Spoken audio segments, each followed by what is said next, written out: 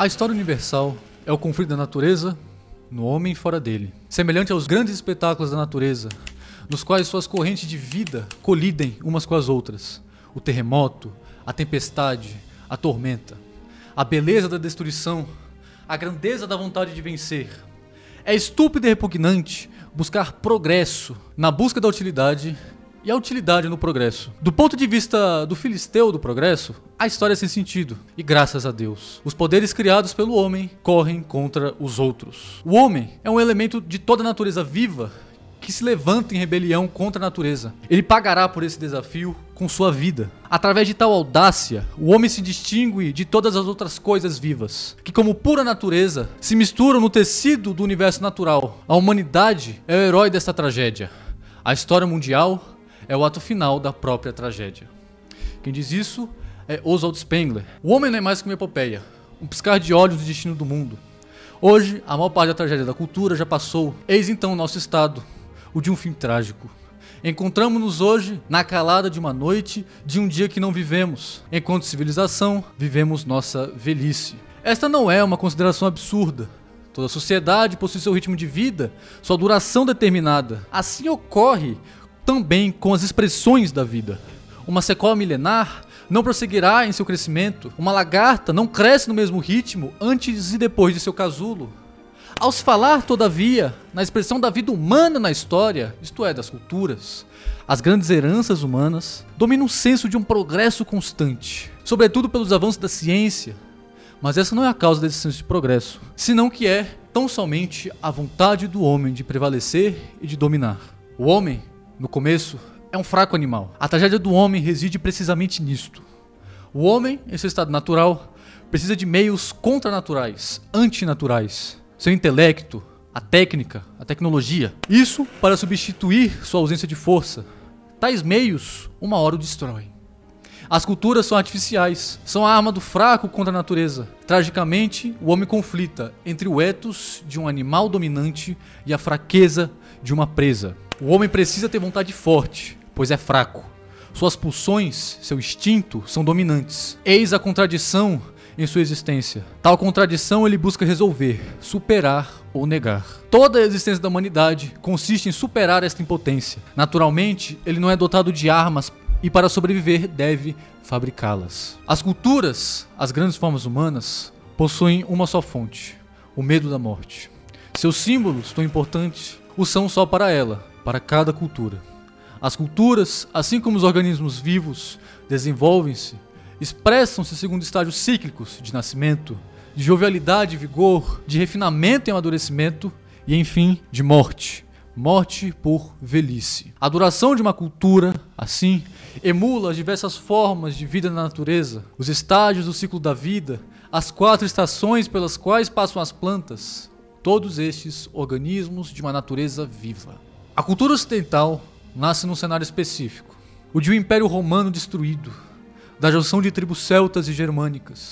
Seu símbolo primário é a noção de um espaço ilimitado, infinito. A esta cultura, denomina-se cultura faustiana, fundamentalmente caracterizada por um profundo sentimento pelo infinito, uma luta sem fim pelo inalcançável. Isso é expresso em cada ato de seu povo. A arquitetura, a música, a filosofia, a matemática, a ciência da natureza, a política, o dinheiro, todos eles buscam sua inalcançável inteireza. O Ocidente é faustiano, pois é o Fausto, de Goethe, quem vende sua alma ao demônio Mefistófeles na busca por conhecimento e poder ilimitados. Todos esses símbolos são expressados desde a barbárica vontade de poder nórdica e germânica da Idade Média com os vikings, que foi convertidos, por sua vez, em ordem de cavalaria cristãs, nas cruzadas, a nobreza cruzada, até a exploração de terras desconhecidas na área da colonização no século XVI, o cálculo infinitesimal, a música clássica, o heliocentrismo, o universalismo do cristianismo ocidental, as noções de energia e de entropia. O homem faustiano supera seu medo da morte através da ação e do propósito. A ação é necessária, pois a religião do Ocidente exige a conversão de todos, exige que nós todos nos confessemos. Nossa ciência nos mostra como as forças movem os objetos. Nossa pintura denota perspectiva e direção. Transformar o mundo é um imperativo. O homem faustiano fez autobiografias, pois deve manter seu legado para a posteridade até o ponto inimaginável da história.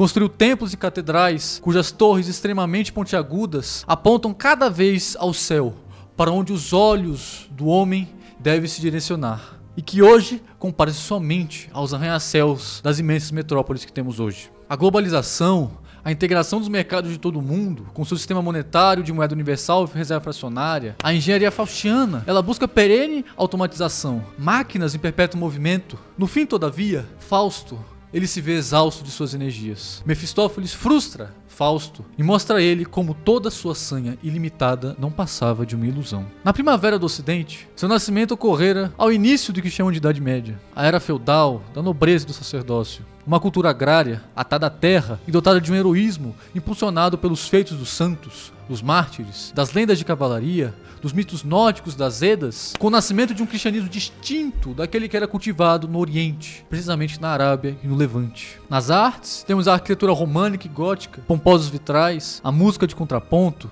a pintura em painel, as cruzadas, a nobreza cruzada, os papas, o Sacro Império, o imaginário da Divina Comédia, a escolástica, o misticismo católico. Logo ao fim desta primavera, temos o início da pintura a óleo, o início da era das explorações, a transição da forma de governo do feudalismo para estados aristocráticos. O verão do Ocidente, ou sua fase de refinamento e amadurecimento, ocorre na área das cidades. É o período da Renascença e da Reforma, a quebra do paradigma medieval. É a era do Barroco, das pinturas arquiteturescas de Michelangelo e Bernini, o aperfeiçoamento da pintura a óleo, de Titian até Rembrandt. É a era do puritanismo, do jansenismo, da música de Orlando dos Laços, de Monteverdi, de Heinrich Schütz, de Bach. O início das visões de mundo puramente filosóficas e científicas, com Galileu, com Francis Bacon, com Descartes, com Leibniz, Pascal.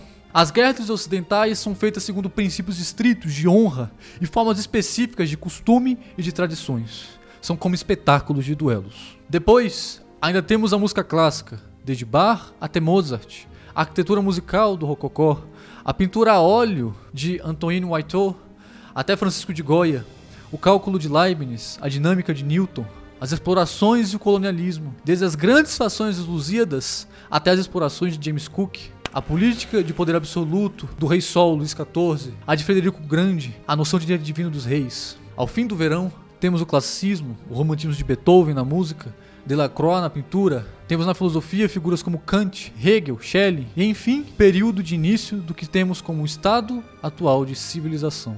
O que se compreende hoje como civilização ocidental, que é distinto da cultura ocidental, coincide com seu ocaso, seu crepúsculo. Em seu outono, o Ocidente produz a filosofia do iluminismo. É o triunfo das formas e costumes de vida urbanas sobre os costumes atados à terra. Na política, temos a Revolução Americana, a Revolução Francesa. O rei é deposto. Não há mais o direito divino. Surge Napoleão. As suas guerras marcam a dissolução das formas culturais do Ocidente. Surge aí o ideal democrático. É uma era de estados em contenção e do poder absoluto, não dos reis, mas do dinheiro. A vida campesina é desdenhada, em detrimento de uma vida urbana que domina completamente a cultura. Gradualmente, a música, a pintura e a arquitetura passam a ser meras tentativas de entreter ou retratar a população das metrópoles. A arte torna-se cada vez mais pomposa e visa ser bombástica. A religião da cultura, o cristianismo, deixa seu palco e agora assume a irreligiosidade da civilização, o socialismo sendo seu substituto. As tradições são a cada vez quebradas. As metrópoles são construídas segundo o tabuleiro de xadrez. A arte dá lugar à mídia de massa, ao jornalismo e, por sua vez, o dinheiro é utilizado a cada vez mais como forma de manipulação das massas. O fervor religioso é substituído pelo fervor político. Os nacionalismos é quem tomam conta. As guerras mundiais, os exércitos permanentes constituídos de recrutamento em massa, gritos e murmúrios ao mundo inteiro por pacifismo, por reconciliação e por universalismo. Assim temos também o zênite do pensamento matemático, com Euler, Laplace, Lagrange. A vida ela passa também a ser considerada um problema filosófico. Ideais éticos sociais tomam conta da filosofia. A criatividade musical é exaurida, com Liszt, com Berlioz, com Wagner. E surgem então os entretenimentos de massa, o surgimento do cinema, de músicas como o jazz, o rock, o rap. Na pintura temos o impressionismo. O impulso criativo some, deixando lugar à mera coleta de dados. Temos então o surgimento do enciclopedismo, da arqueologia. Ao inverno do Ocidente, enxergam-se em tendências céticas. É a volta do relativismo, com Nietzsche. A matemática ela avança com estudos sobre dúvida estatística, com Gauss, com Riemann e com Cauchy. A incerteza, a física quântica de Planck, de Schrödinger, o multiculturalismo na política, a ascensão do feminismo, algumas das expressões mais atuais do que inapropriadamente chamam de cultura pop, como exemplo, a música pop, animes e animações derivadas, os jogos. Nas formas de governo, há a formação do que chamam de cesarismo, é o expansionismo econômico-militar, é a ascensão de império global. O mundo torna-se padronizado segundo a burocratização, uma língua como global, um sistema legal global, um sistema monetário global, tudo isso toma forma. A vida passa a ser mais uniformizada a cada instante. A ciência e a matemática, elas passam a se estagnar. O que floresce é a tecnologia. As belas artes, elas exaurem seu significado. Elas são monumentais, mas elas são pretensiosas. A fertilidade definha. As economias estagnadas tolhem a democracia e a liberdade de expressão se torna cada vez mais rarefeita. A riqueza, com o dinheiro agora sendo um mero instrumento dos poderosos, passa a ser concentrada em poucas mãos. A estagnação econômica converte os povos em massas, estes que, por sua vez, se utilizam das instituições democráticas para eleger líderes e conceder-lhes imenso poder, na esperança de um milênio político, isto é, do revigoramento da sociedade. O nacionalismo some.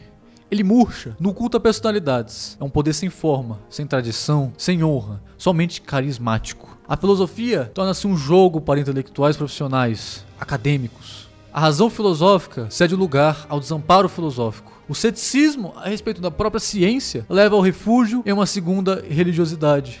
É uma volta decadente às antigas maneiras, são tradicionalismos nada tradicionais. Os partidos políticos tornam-se facções pessoais, eleições são cada vez mais superfaturadas. Os exércitos nacionais convertem-se em nada mais para além de mercenários que servem a um só indivíduo, a Césares. Com isso, o domínio através da política monetária se satura. As classes financeiras e intelectuais são exterminadas pelo domínio agora do puro poder.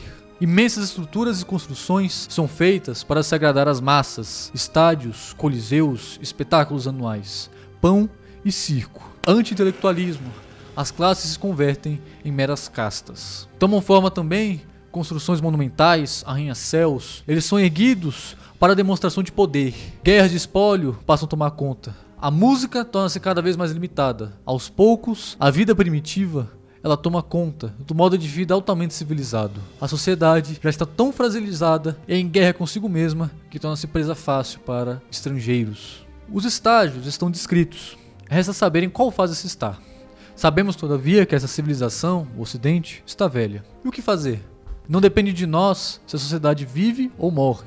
É o destino fatal. Aqueles propensos a fazerem algo maior de sua própria vida, aqueles de espírito nobre, podem se empoderar com essa perspectiva. Cada tempo possui suas possibilidades criativas. Valorizar cada momento de nossas limitadas vidas é o que resta. Viver da forma mais plena possível. A respeito de tudo isso, só nos é dado duas escolhas: fazer o necessário ou fazer nada. Compreender o processo histórico pelo qual passamos, bem como as suas possibilidades, pode dar vazão a uma obra-prima pela qual vale a pena morrer. O destino, ele guia aquele que quer, mas aquele que não quer, ele arrasta. Este canal ele é voltado a explicar a decadência do mundo. A sua intenção é datada, confesso, e seus propósitos jamais serão suficientemente alcançados. Entretanto, quanto mais conscientes nos tornarmos dessa decadência, mais paradoxalmente otimistas merecemos ficar. Curta esse vídeo, comente o que achou, recomende o canal a um amigo, inscreva-se e me acompanhe nesta decadente trajetória. Muito obrigado.